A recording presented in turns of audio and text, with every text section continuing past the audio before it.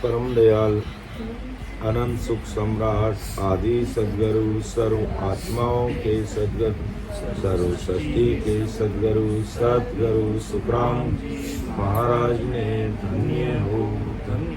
परम दयाल सतगुरु दरियाल जी महाराज धन्य हो धन्य। परम दयाल सतगुरु मामा जी महाराज धन्य हो धन्य। परम दयाल सुधाम ने बारंबार प्रणाम स्वीकारो। राम सभा में राम महाराज। राम राम सा सभी राम सनी भाई बहनों को राम राम सा राम राम सा।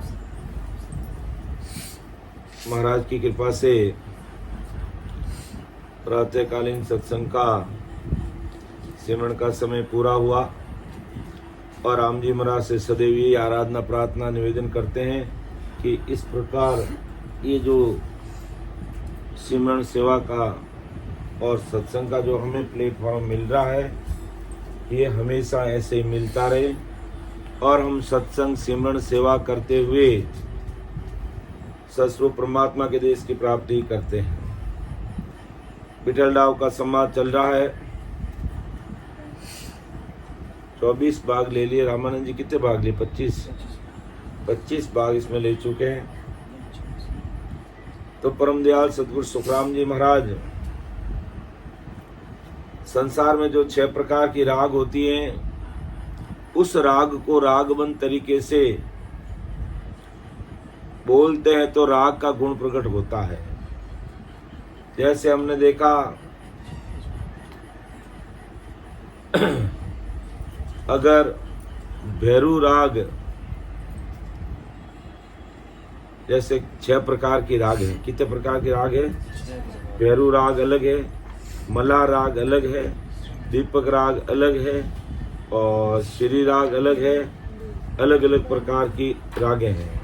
तो भैरू राग जैसे भैरू राग को अपन अगर रागबंद तरीके से बोलेंगे तो गाड़ी अपने आप चलने लग जाएगी। हिंडोल राग को अगर विधिवत तरीके से गाएंगे तो झूला अपने आप झूलने लग जाएगा। श्री राग अगर अपन बोलेंगे तो पत्थर का पानी हो जाएगा और वो पत्थर पिघल जाएगा। इसी प्रकार मल्हार राग है तो वर्षा होने लग जाएगी। दीपक राग है तो दीपक जल जाएगा। और पंचम राग को बोलेंगे तो पंचम राग का जो गुण है वो प्रकट हो जाएगा। इसी प्रकार आदि सदगुरु सर्व आत्माओं के सदगुरु सर्व सृष्टि के सदगुरु सुखराम जी महाराज आज संसार भर के यानी दुनिया भर के सब लोगों के सामने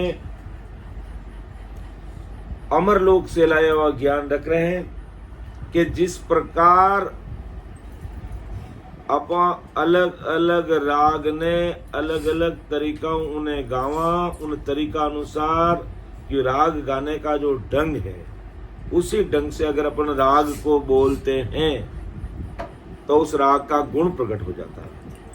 तो इसी प्रकार ससुर परमात्मा का जो निहंचर निज नाम है जिसे अपन कुदरत कला कहते हैं, निज नाम कहते हैं, सत्शब्द की सता कहते हैं। अगर सत्स्वरूपी राम नाम को वेद विधि से रटेंगे तो निहंचर निज नाम प्रकट हो जाएगा। और बिना वेद विधि से अगर अपन राम नाम को रटेंगे तो निहंचर निज नाम प्रकट होगा नहीं। ऐसा परम दयाल अनंत सुख सम्राट आदि सदगुरु सुखराम जी महाराज फरमाते हैं। फिर है आगे की साखी में महाराज फरमा रहे कि प्रेम भगत का बाण सो छोड़े बद बद आण फेर भेद की सुदलिया जिसो राग घर जान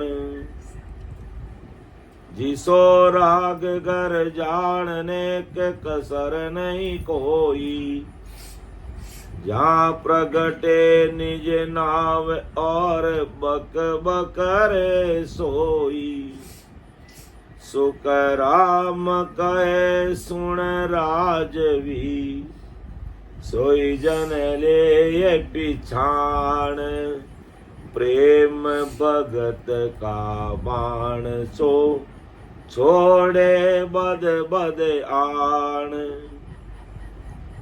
बारी समझ की बात महाराज रख रहे हैं। कैसे सद्गुरु प्रेम भक्ति के ज्ञान के बाण शिष्य के भ्रम नष्ट होने के लिए एक के पीछे एक ऐसे बद बद छोड़ते हैं। यानी प्रेम से महाराज के जो शब्द है अणबे की परवानगी, कहते हैं ये अणबे वाणी है। अणबे यानी ये अमरलोक की अणबे यानी बहिरित वाणी है। अगर उस बहिरित वाणी के शब्दों को एक तो सूरवीरता के साथ में रखता है, तो सूरवीरता के साथ में अगर शब्दों को रखा जाए तो सुनने वाले में वो सूरवीरता प्रकट हो जाती है। प्रेम और सूरवीरता दोनों चाहिए।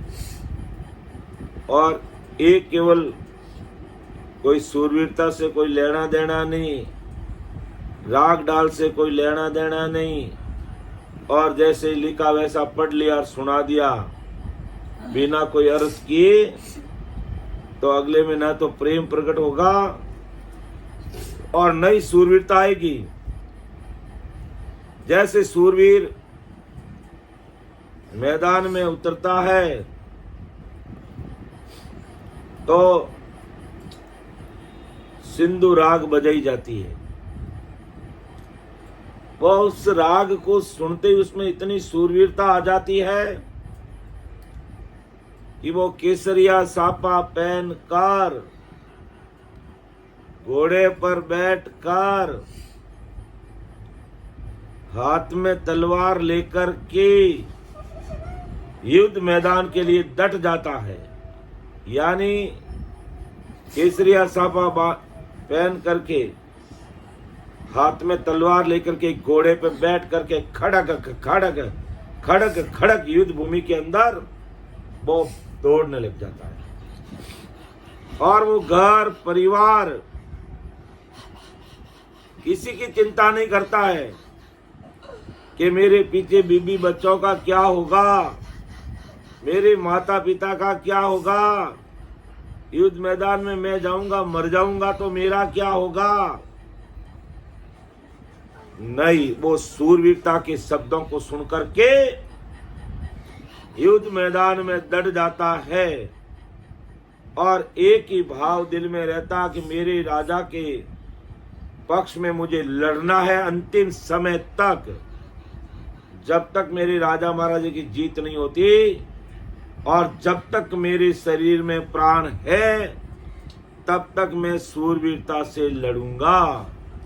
ऐसे सिंधु राग बजते ही उसके अंदर ऐसी सूरवीरता आ जाती है। तो इसी प्रकार आज आदि सदगुरु सुखराम जी महाराज फरमाते हैं कि आज जो भी महाराज के ज्ञान को सुनाने वाले वक्ता है वो महाराज की वाणी को सूरवीरता के साथ में उस राम सभा में रखते हैं, एक के पीछे एक सूरवीरता के शब्द राम सभा में रखते हैं,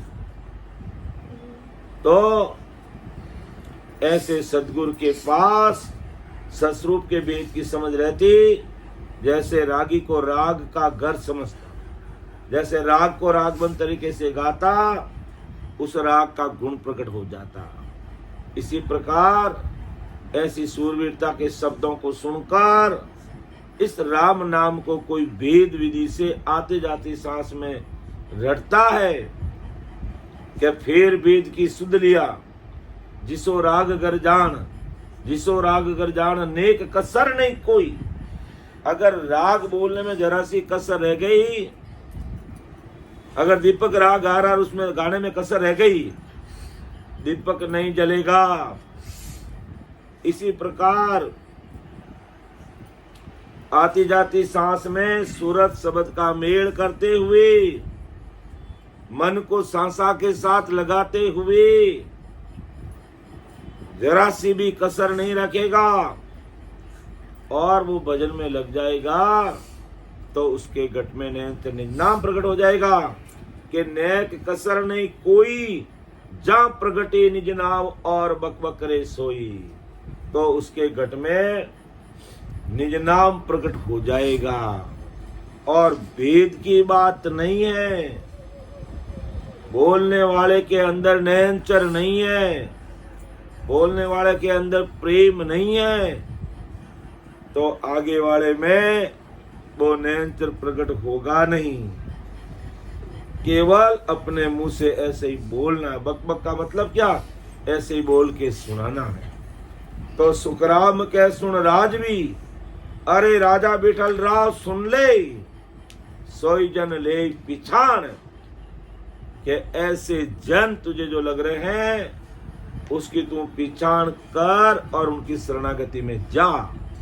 हालांकि आदि सदगुरु सुखराम जी महाराज तो राजा के पास ही बैठे थे, अड़ेमान पुरुष, फिर भी महाराज ने अपने मुंह से नहीं कहा कि तू मेरे पास आ जा।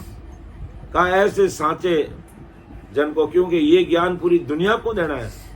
महाराज ने कहा मैं तो आज शरीर से मौजूद होऊंगा, शरीर छूटने के बाद फिर मैं यहाँ संसार में मौजूद थोड़ी रहूंगा। इसलिए महाराज पूरे संसार को तारने के हिसाब से अपनी बात रख रहे हैं कि सुखराम कह सुन राजवी, सोई जन ले पिछाण, ऐसे संतों की पिछाण करना जिनके अंदर सूरवीरता है, जिनके अंदर नयनचर निज नाम है, जिनके अंदर वो प्रेम भक्ति के शब्दों को समझाने का सामर्थ्य है।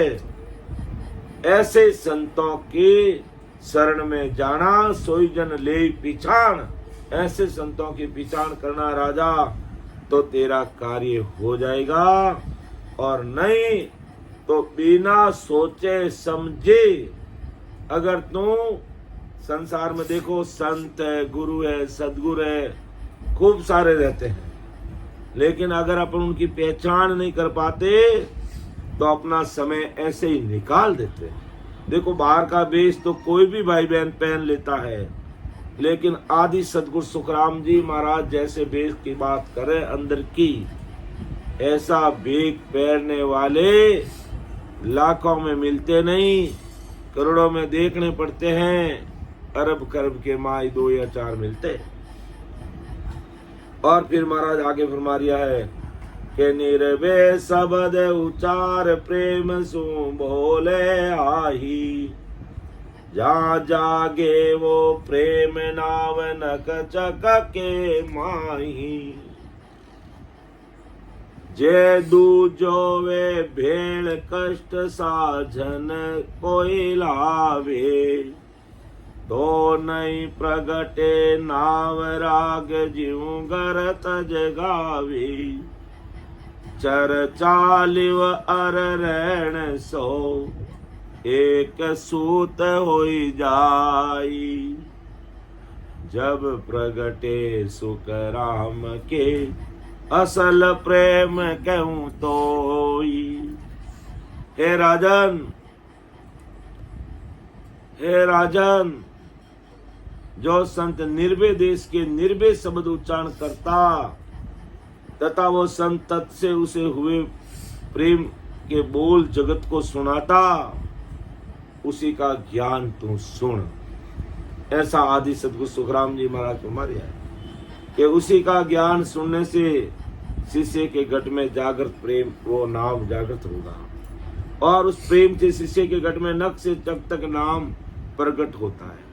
नख से चक प्रकट होने का मतलब पूरे शरीर के अंदर रग रग, रोम रोम, नस नस और नाड़ी के अंदर वो नाम प्रकट हो जाएगा। तो उसके प्रकट होने की शर्त क्या है कि ऐसे महापुरुषों के ज्ञान को हमें अच्छे से सुनना होगा, फिर वेद विधि से इस राम नाम को रटना होगा, और रटने में भी प्रेम चाहिए, तलब चाहिए, पीड़ चाहिए, और वो तलब और पीड़ नहीं लगेगी, तब तक भाई मुख से राम राम करते रहो। राम राम का गुण तो प्रकट होगा ही होगा, लेकिन समय लग जाएगा। और एक तलब के साथ करते हैं तो प्रकट होने में समय नहीं लगता है। कि जिस ज्ञान में माया ब्रह्म का भेड़ है, कि ज्यों दूजो वे भेड़ कष्ट साजन कोई लावे। अगर इसके साथ में हम आज अगर हम आज आदि सदगुरु सुखराम जी महाराज के अनुयायी है, आज अगर हम आदि सदगुरु सुखराम जी महाराज के अनुयायी है, तो इसमें कोई भेड़ नहीं चाहिए। ऐसा नहीं, बैठिए नीचे बैठिए, कुशवन जी बैठिए। जो आपसे मुझे खूब सारे प्रश्न पूछने हैं और आपसे खूब सारी बातें भी करनी है मुझे, और आप ध्यान से सुनेंगे, मैं आपको वापस उत्तर पूछूंगा, ठीक है।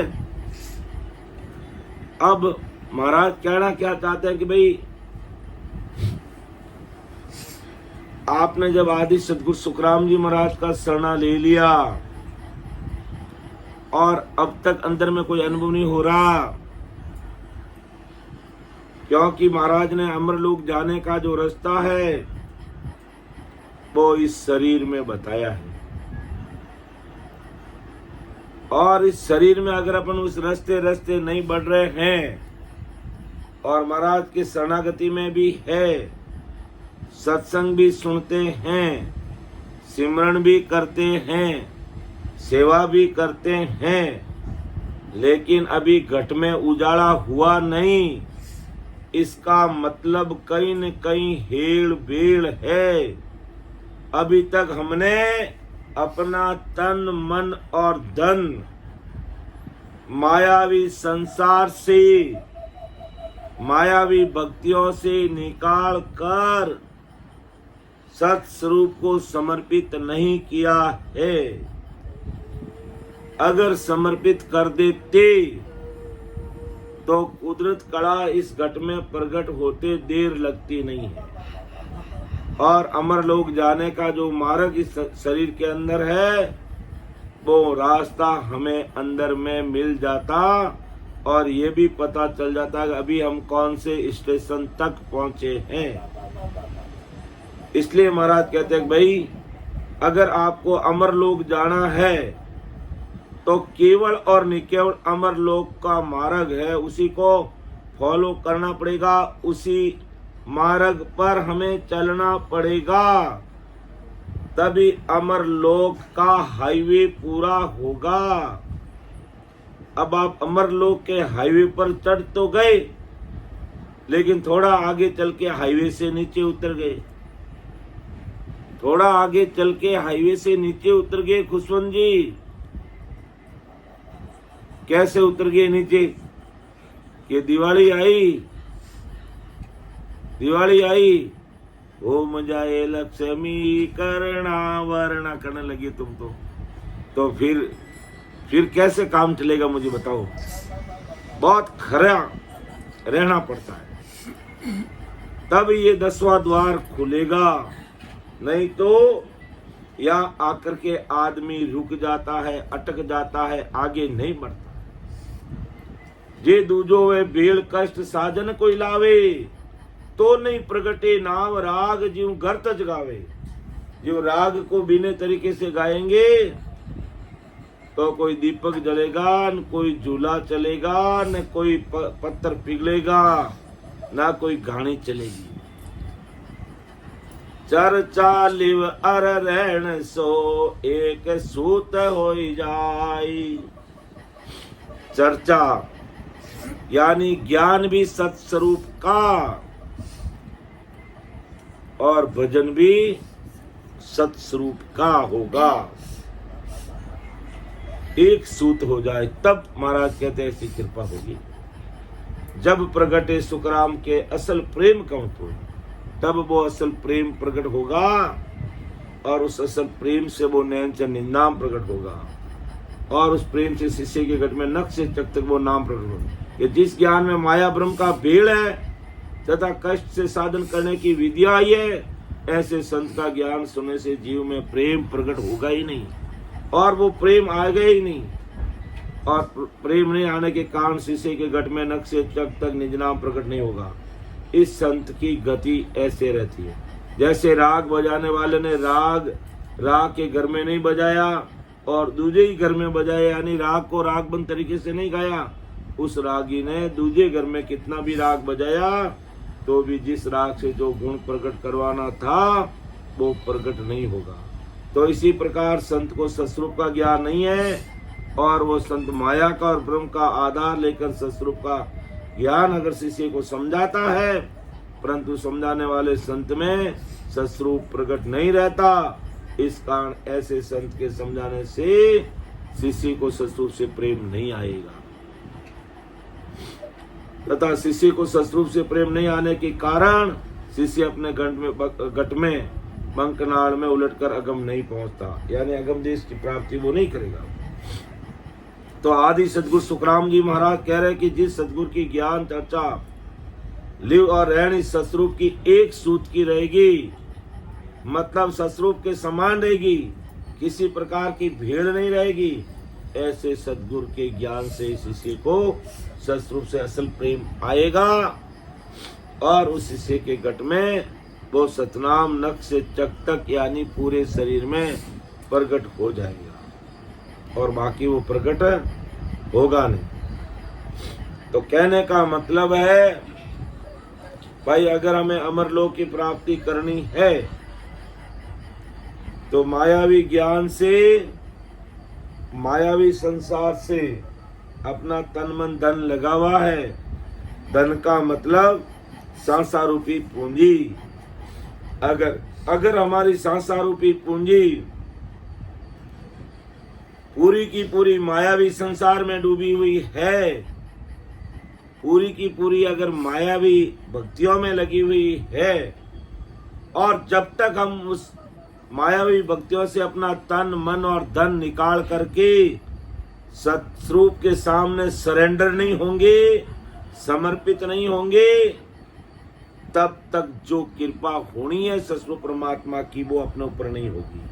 अर्थात केस बराबर आतरो ये हंस राखे को, तो आखिर पाना मणे ऐसी कुदरत होई, ऐसी कुदरत होई निज मन माने नाई, कपट लिया आधीन ताई घर जावे नाई, सुख राम कहे पच पच मरो, गरज सरे नहीं कोई, केस बराबर आतरो ये अंसरा के कोई। अगर गुरु भक्ति को समझने में या सदगुरु जी महाराज के प्रति, या यूं कह दो ज्ञान गुरुदेव जी महाराज के प्रति समझने में, या हमारे भाव में अगर जरा सी भी कसर रह जाती है, केस बराबर यानी जरा सी कसर रह जाती है, तो केस बराबर आतरो जे हंस राखे कोई, तो आ कृपा ना बढ़े, तो ये ससुर की कृपा नहीं बढ़ती है। ऐसी कुदरत होई, ऐसी कुदरत होई निज मन माने नहीं, कपट लिया आधीन ताई घर जावे नाई, सुख राम कहे पच पच मरो, गरज सरे नहीं कोई। अर्थात चर्चा, लिव और रहनी, यानी चर्चा भी सस्वरूप की, राम नाम का स्मरण भी सस्वरूप का, और रहनी भी सस्वरूप की। तीनों चीजें जब एक सूत में बंधेगी तब है जो तब प्रगटे सुखराम के असल प्रेम क्यों, तो वो असल प्रेम प्रगटेगा और उसी से सतरूप साहिब की सता ब्रह्म बैराट से आकर के शिष्य के कंठ कमल पर प्रकट हो जाएगी। आगे बिठल राव महाराज से और प्रश्न कर रहा है। के विठल रावे अब बोलिया, कहो वेद ओ माई, लिव चर्चा अर रण सो, एक कौन विद होई, एक कौन विद होई, बात तीनू ए न्यारी, रहनी चर्चा बात लीव ए तीन बिचारी, विठल रावे अब बोलिया, कहो वेद वो मोई। कहो महाराज, चर्चा चीज अलग, लिव अलग, रहनी अलग, आप तीनों को एक सूत करने की बात कर रहे हैं, तो वो कैसे होगी? वो चीज आप मुझे समझाइए, वो चीज आप मुझे बताइए। तीनों एक तरह से कैसे होगी? ये तीनों बातें अलग अलग है, रहनी, चर्चा, वार्ता और लीव, ये तीनों विचार करो कि ये अलग अलग कैसे है। इस सारा खुलासा करके मुझे आप बताओ। तब महाराज आगे क्या जवाब फरमाते हैं?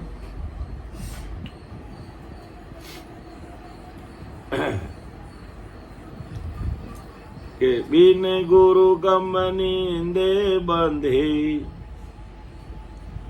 सो मद भागी होई, पेड़ डाल फल पात ज्यों, चाख्या गम नहीं कोई, चाख्या गम नहीं कोई, दाद दरगाह नहीं पावी, लख 84 माई जून, सो अद की जावी, सुख राम ब्रह्म अगाध है, क्या गत जाने कोई, बिन गुरु निंदे बंदे, सो मद भागी होई।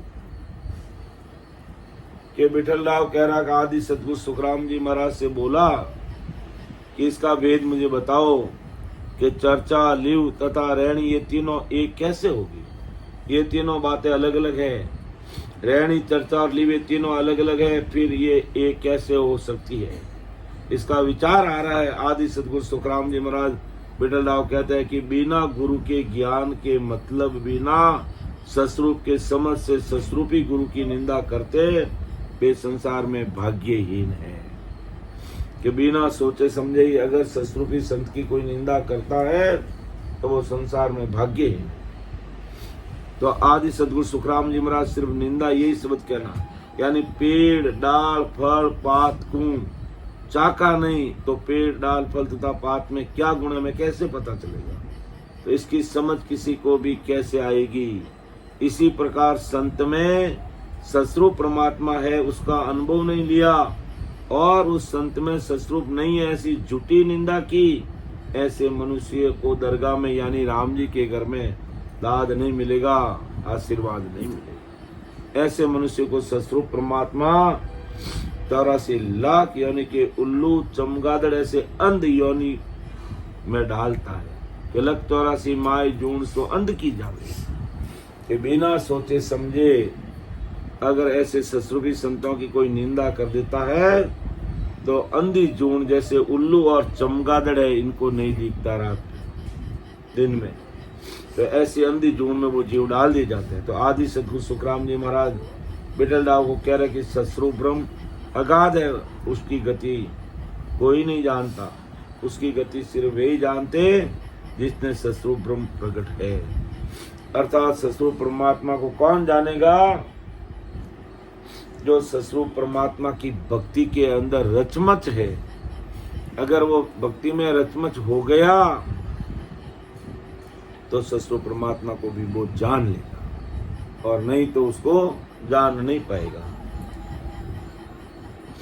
जैसे आगे महाराज फरमाते हैं कि त्रिकुटी तक तन देखिया, काना सुनिया ने कोई, ब्रह्म देश की गम नहीं, कह मैं सतगरु होई, कह मैं सतगरु होई, प्राण की गमन काहीं, ए जासी किण देश सिख गुरु दोनों बाही, सुख रामदास बाता करे, अगम निगम की जोई, त्रिकुटी तकतन देखिया, काना सुनियो न कोई। कि जिसने घट में त्रिकुटी तक देखा नहीं, मतलब वो मनुष्य घट में त्रिकुटी में ही पहुंचा नहीं, तथा कानों से भी कभी त्रिकुटी क्या है ये सुना नहीं, ससुर ब्रह्म के देश का जरा सा भी ज्ञान नहीं, और खुद के प्राण की गम नहीं, ऐसा मनुष्य अगर कहता कि मैं सद्गुरु हूं, तो ऐसे मनुष्य को सद्गुरु समझकर शिष्य शरण में आता, तो वो शिष्य ऐसे सद्गुरु के भरोसे कौन से देश में जाएगा।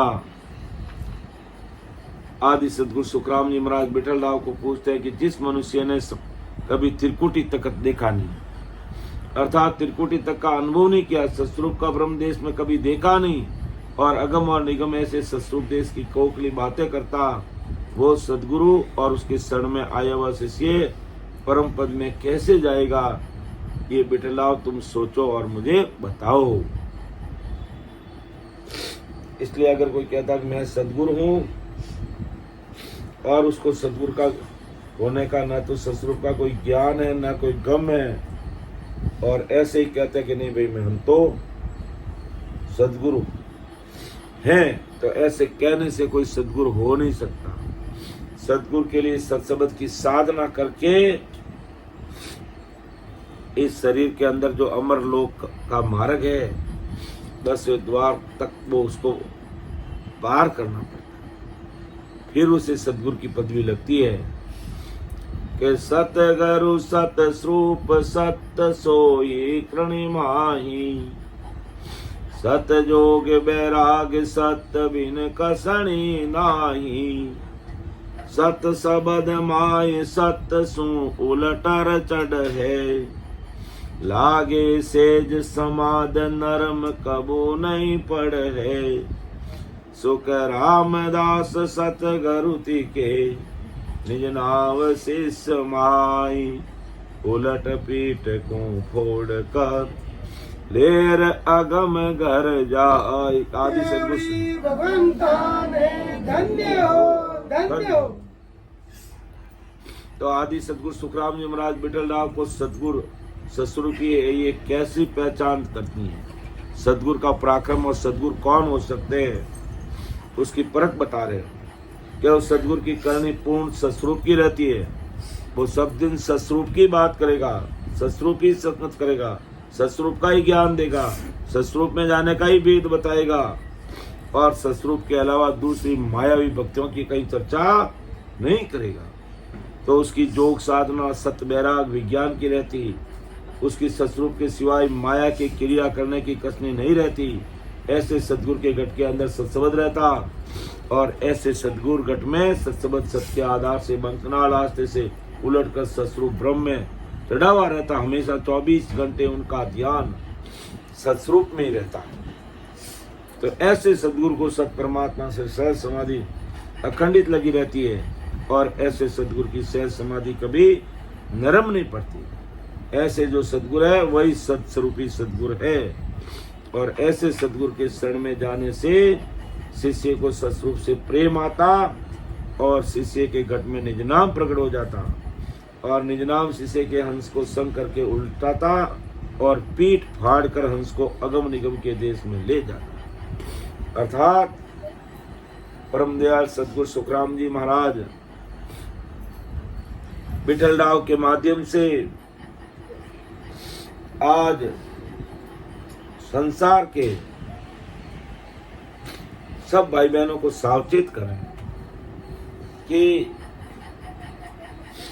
संसार में हर एक कोई सद्गुरु बन नहीं सकता, और मायावी भक्ति करने वाले और कराने वाले तो सद्गुरु की पदवी उनको मिल ही नहीं सकती, लेकिन फिर भी वो गुरु और सद्गुरु बने बैठे रहते हैं। तो हमें उनकी परीक्षा करनी जरूरी है कि सद्गुरु कौन है, जो सदैव सत्स्वरूप की बात करेंगे, सदैव सत्स्वरूप की सता प्रकट होने का भेद बताएंगे, और सदैव सत्स्वरूप परमात्मा की सत्संग ही करेंगे। अर्थात सदैव सत्स्वरूपी राम नाम का स्मरण खुद भी करेंगे, और शरणागति में आने वालों को ही कराएगा, वही वास्तव में सद्गुरु है। कि परम मौक यूं कहता है, कोई जन बिरला जाई, ताको अर्थ विचार सो सुनो सकल नर आई। सुनो सकल नर आय गेल आ मिले न कोई, ये पावे कोई वेद धारणी मुश्किल होई। सुख रामदास सत स्वरूप बिन अमर रया नहीं काई, परम मौक इन कारणे बिरला पहुंचे कोई। देखो कितनी बड़ी बात आज परम दयाल अनंत सुख सम्राट आदि सदगुरु सुखराम जी महाराज अपन सबको बता रहे, समझा रहे। क्या कह रहे हैं? क्या इस प्रकार सस्वरूप की स्थिति जिस संत की बनी, वही जो सभी संत परम मोक्ष कहते हैं वहां पहुंचता है। यानी परम मोक्ष क्यों कहते हैं? कोई जन बिरला जाए। परम मोक्ष की बात तो सभी करते हैं, लेकिन जाते कोई बिरला जाए। ताको अर्थ विचार सुनो सकल नर आए। संसार के भाई बहनों मेरी बात को सुनो। सुनो सकल नर आए गैला मिले न कोई। पहली बात तो सामान्य वे में संसार के भाई बहनों को अमरलोक जाने का मार्ग मिलता नहीं, क्योंकि अमरलोक का मार्ग हर जगह पे मिलता नहीं। जहाँ पर सस्वरूप परमात्मा की सत्संग होती है, सिमरन होता है, ऐसा प्लेटफॉर्म मिलता, वहीं पर है जो अमरलोक जाने के मार्ग की बात होती है। बाकी संसार की मायावी भक्तियों में जो डूबे हुए हैं, उनको ये अमरलोक जाने का गेल यानी रास्ता नहीं मिलता। जे पावे कोई वेद धारणी मुश्किल हुई। अगर किसको अमरलोक जाने का मार्ग मिल जाता, सुन भी लेते, समझ भी लेते, लेकिन धारणा मुश्किल होता है। धारणा मुश्किल क्यों होता? कि आज अगर कोई आदि सदगुरु सुखराम जी महाराज का अनुयायी है, तो सबसे पहले उसे अपने खान पान को शुद्ध करना पड़ेगा। फिर मायावी भक्तियों से ऊपर उठना पड़ेगा। आचार विचार और रहनी करनी से शुद्ध रहना पड़ेगा, तब वो मार्ग मिलता है। और मिल भी जाता तो आम आदमी उसको धारण नहीं करता। धारण क्यों नहीं करता? क्योंकि सस्वरूप परमात्मा की भक्ति की आचार संहिता कुछ कड़ी है। आचार संहिता कुछ नियम कानून कायदे इस तरीके से हैं कि पहले तो उसको खान पान से शुद्ध रहना पड़ेगा, आचार विचार रहनी करनी से शुद्ध रहना पड़ेगा, और फिर जो तीन लोक की मायावी भक्तियां हैं, चाहे भोपा भैरू देवी देवता ब्रह्मा विष्णु महेश और अवतार, इन सब की भक्तियों से हमें ऊपर उठ करके एक केवल निकेवल सत्स्वरूप परमात्मा के देश में जाने की भक्ति की ओर ही ध्यान देना पड़ेगा। तब जाकर के हमें अमरलोक का रास्ता मिलेगा। और अमरलोक का रास्ता कई बार नहीं है। यह अमरलोक का रास्ता खुशवंत जी कहाँ है? अपने शरीर में। कहाँ पर है? अपने शरीर में। तो अपने शरीर में अमरलोक के मार्ग को खोलने के लिए हमें क्या करना पड़ेगा? हमें सिमरन करना पड़ेगा। हमें क्या करना पड़ेगा? सिमरन करना पड़ेगा। सिमरन किसका करना पड़ेगा? ब्रह्मा जी का? विष्णु भगवान का? तो सस्वरूप परमात्मा का। किसका करना पड़ेगा? सस्वरूप परमात्मा की भक्ति करनी पड़ेगी। इसलिए महाराज कहते हैं कि भाई मोक्ष मोक्ष की बात तो सभी कर ले, कोई जन बिरला जाए, लेकिन जाने वाले कोई बिरला ही है। ताको अर्थ विचार सो, इसका विचार करो। सुनो सकल नर आए। अरे संसार के सारे भाई बहनों मेरी बात को आकर के सुनो। केला मिले कोई। पहली बात तो अमरलोक जाने का मार्ग हर जगह मिलता नहीं है, क्योंकि आज 4 वेद, 6 शास्त्र, 9 व्याकरण, 18 पुराण का इस दुनिया में बोलबाला है। क्योंकि ब्रह्मा जी ने 4 वेद बना करके 81,000 अपने ऋषि मुनि पुत्रों को संसार में भेज दिया था कि जाओ ये 4 वेदों का प्रसार प्रचार करो, और उसमें लगे। तो आज पूरी दुनिया उसी में लगी। ये सस्वरूप परमात्मा का ज्ञान हर जगह ये सत्संग ठोड़ ठोड़ मिलती नहीं। इस कारण से पहली बात तो इस अज्ञानी जगत को ये रास्ता मिलता नहीं, और इस रास्ते को ढूंढने का कोई प्रयास ही नहीं करता। और जे कोई पावे भेद, अगर किसी को भेद मिल जाता वो भी हेड़ भेड़ में लगे रहते हैं, तो धारणी मुश्किल हुई, क्योंकि इसकी आचार संहिता कुछ कड़ी है। तो सुखराम दास ससुर बिन अमर रया नहीं जाए। और आदि सदगुरु सुखराम जी महाराज कहते हैं, भाई अगर हेड़ बेड़ में रहोगे तो अमर देश में नहीं पहुंच पाओगे, उस सस्वरूप परमात्मा के देश की प्राप्ति नहीं कर पाओगे। तो परम मोक्ष के कारण बिरला पहुंचे कोई, तो बिरले जन है वही परम मोक्ष में जा सकते हैं। बाकी हेड़ बेड़ की भक्तियों में लगे रहते हैं, वो परम मोक्ष की प्राप्ति सपने में नहीं कर सकते हैं। कई प्रकार के ऐसे साधु संतों को भी देखा है, ऐसे राम सने साधु संतों को देखा है, बहुत बड़ी धाम के अनुयायी है, बहुत बड़ी धाम के संत कहलाते हैं, लेकिन कथा और भागवत करते हुए संसार में फिरते हैं। बड़ी शर्म की बात रहती है कि इतने बड़े केवड़ी मान पुरुषों की धाम पर रहने वाले और उस धाम के अनुयायी कहलाने वाले हैं, और कथा और भागवत और नानी बायरा महिरा के अंदर रचमच रह करके संसार की मायावी भक्तियों में डूबे रहते हैं। तो इसलिए महाराज कहते हैं, अगर किसी को अमर लोक जाने का भेद मिल भी जाता तो वो धारण नहीं कर पाते। क्यों नहीं कर पाते? कि मायावी संसार में और मायावी भक्तियों से ऊपर उठते नहीं, उसमें डूबे हुए रहते हैं। तो सुखराम दास सत्स्वरूप बिन अमर रहा नहीं जाए। लेकिन महाराज कहते भाई सत्स्वरूप की भक्ति किए बिना कोई अमर नहीं हो सकता, यानी अमर देश की प्राप्ति कर नहीं सकता। तो परम मोक्ष इन कारण बिरला पहुंचे कोई, इसलिए परम मोक्ष में है विठल राव कोई बिरले जनी जाते हैं। इसलिए ये रास्ता है तो बड़ा आसान, अमर लोक जाने का मार्ग है तो आसान, लेकिन धारना बड़ा मुश्किल है। क्योंकि कुछ नियम कानून और कायदे रहते हैं, उसको हमें फॉलो करना पड़ता है, अर्थात उसी के अनुसार हमें चलना पड़ता है। और फिर बैठ करके शाम सुबह 2 घंटे 4 घंटे सिमरन करना पड़ता है, राम स्मरण करना पड़ता है। दुनिया में रहते हुए दुनिया से कट ऑफ रहना पड़ता है, यानी तन से संसार में रहना पड़ता है, तन से संसार का काम करना पड़ता है, लेकिन 24 घंटे मन परमात्मा में रखना पड़ता है, और अपना तन मन धन सब उनके सामने सरेंडर करके रहना पड़ता है। दुनिया में रहना और सब कुछ परमात्मा को सौंप के रहना, ये बहुत बड़ी मुश्किल बात है, हर एक कोई कर नहीं सकता। और जिसने कर लिया वो अमर देश की प्राप्ति करता है, ससुर राम जी के देश की प्राप्ति करता है।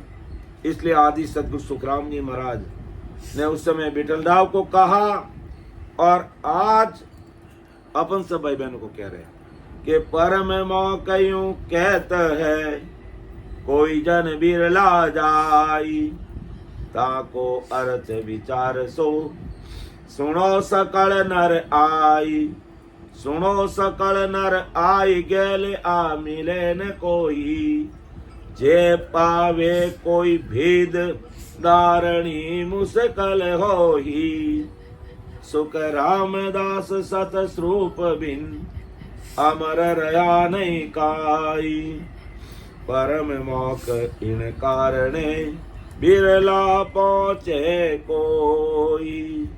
इसलिए परम मोक्ष की प्राप्ति कोई बिरला जन करते। तो अब मैं समय को देखते हुए थोड़ी मेरी वाणी को विराम दूंगा और हमारे परम आदमी सीताराम जी आगे की सत्संग लेंगे। तो बोलने में समझाने में मेरे से कोई त्रुटि रह सकती है तो आप सभी मुझे छोटा भाई समझ के क्षमा कर देना, क्योंकि मैं ना कोई गुरु हूँ, मैं ना कोई सदगुरु, मैं ना कोई त्यागी हूँ, ना कोई बैरागी हूँ, ना कोई बेगदारी हूँ और ना कोई सन्यासी हूँ। मैं कौन हूँ? अर्थात जो सस्वरूप परमात्मा कह दो, या दूसरे शब्दों में अपन ऐसे कह सकते हैं, जो भाई बहन आदि सतगुरु सुखराम जी महाराज के अनुयायी है और 101% आदि सतगुरु सुखराम जी महाराज को ही मानते हैं और आदि सतगुरु सुखराम जी महाराज के अलावा कई भी हेड़ बेड़ में नहीं लगे हैं, ऐसे भाई बहन जो आदि सतगुरु सुखराम जी महाराज के दासों के दास है, मैं उन दासों का दास हूँ। भगवंता ने धन्य हो, धन्य हो, अर्थात उनके चरणों के रंज हूँ मैं, इससे अलावा मैं कुछ भी नहीं हूँ। करने कराने वाले सब कुछ आदि सतगुरु सुखराम जी महाराज है और ये सारा क्रेडिट आदि सतगुरु सुखराम जी महाराज को ही जाता है। और आदि सतगुरु सुखराम जी महाराज कौन है? पूरे संसार को तारने वाले सतगुरु साहिब है और वही सबको तारने वाले हैं। इसलिए अपन हमेशा बोलते हैं कि प्राणिया रे सतगुरु तारने हार, सतगुरु तारने हार, सतगुरु तारने हार, विश्वासी सही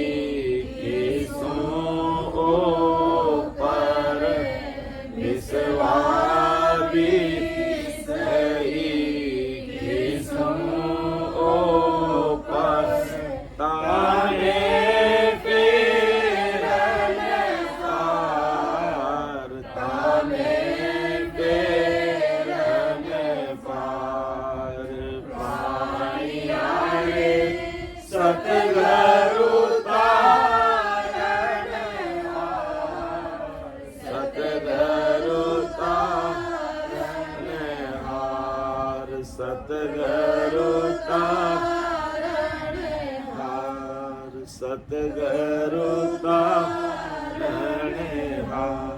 तो सतगुरु जी महाराज जी